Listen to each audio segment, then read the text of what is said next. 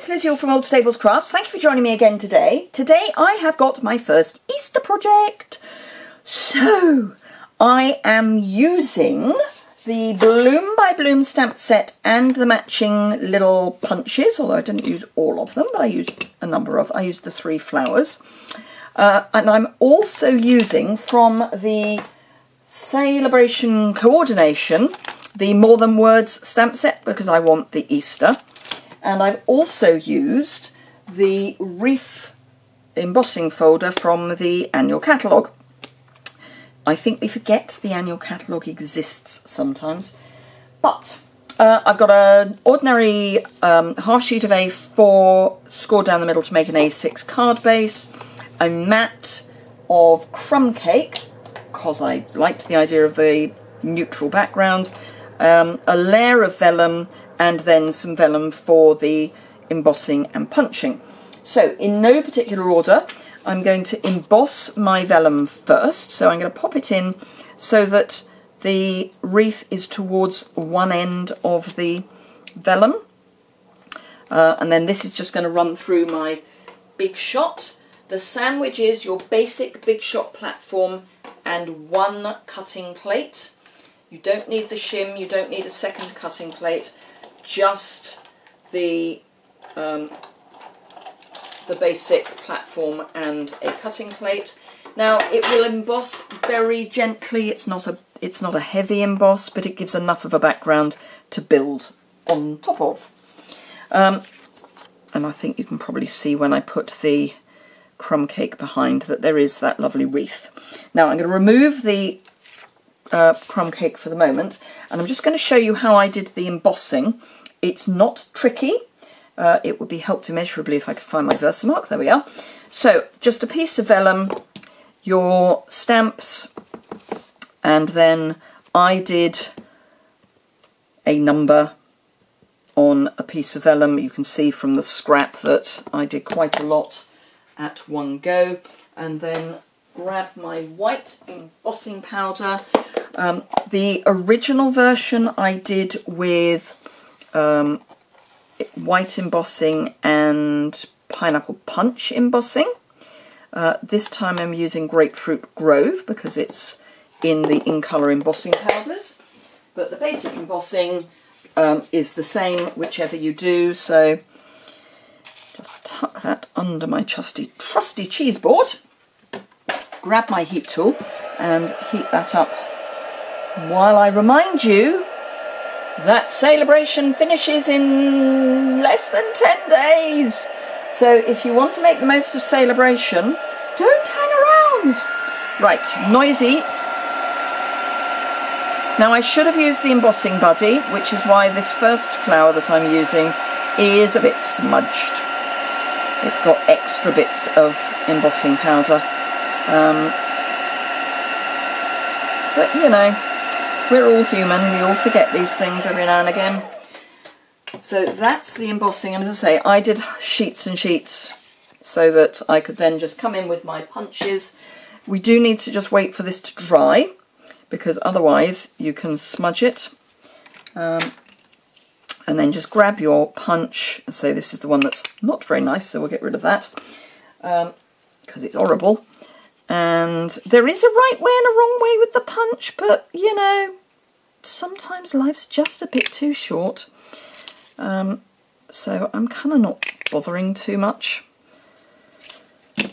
So that's the embossing. We've done the dry embossing, we've done the heat embossing. The next thing to do is just to add some drops of multi-purpose liquid adhesive on our wreath, and then just add our flowers. And I'm just splodging kind of in a bit of a pattern, but I'm not too worried.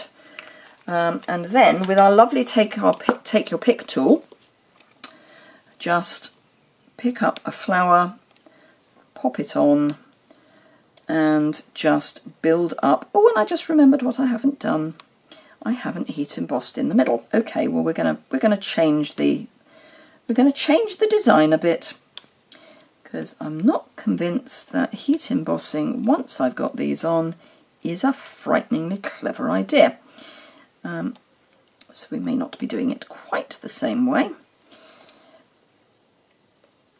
So I'm adding the white flowers first, for no good reason other than I am. I just thought it was probably a better way, as these are kind of the background rather than the main feature.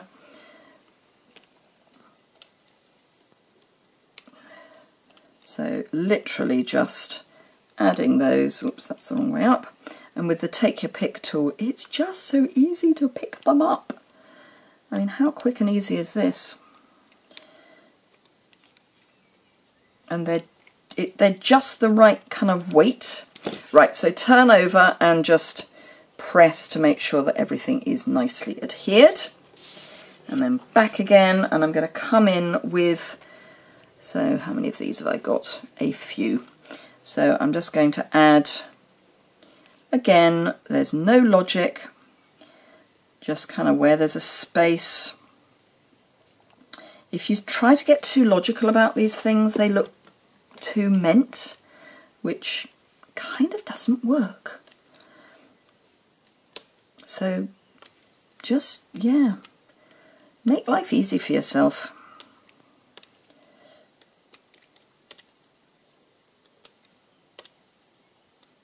Right, so we've got some more we can add in.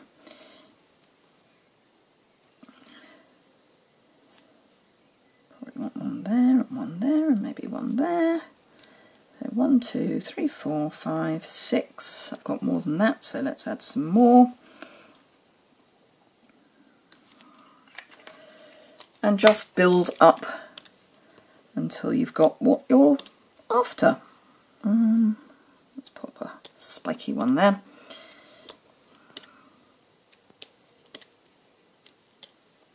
But basically really quick and easy to put together.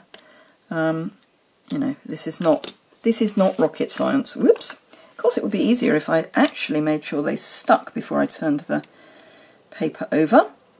So we'll be popping those back on again. And there's one there.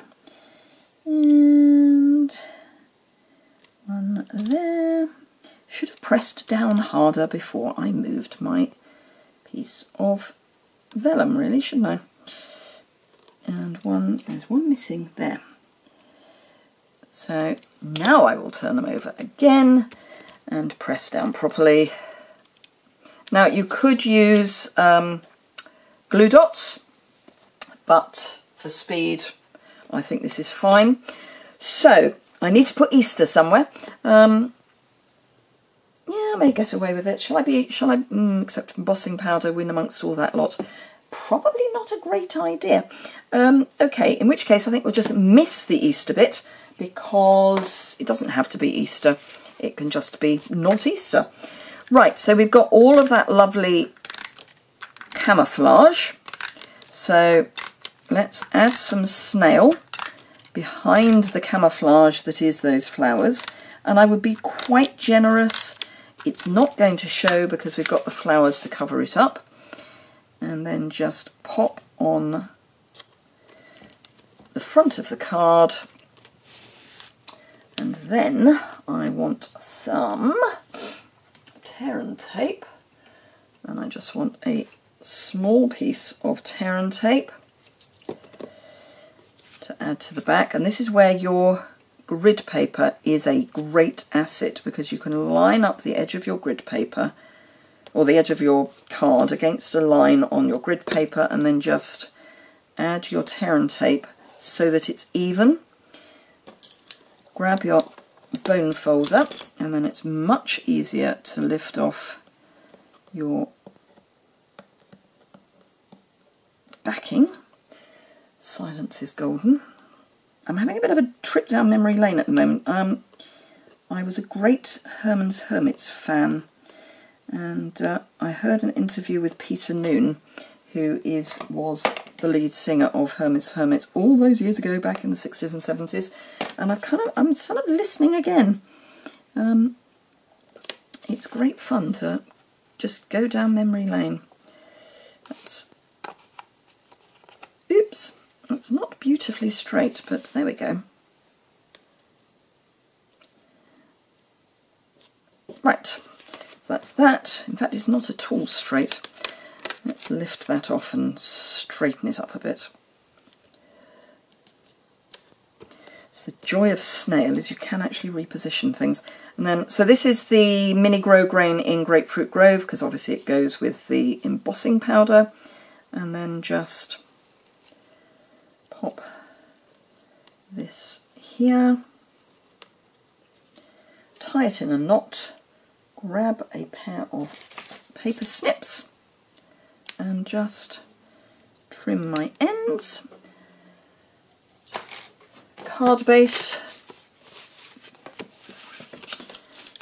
burnish the crease, and then dimensionals on the back, and then we will be done. How easy was that?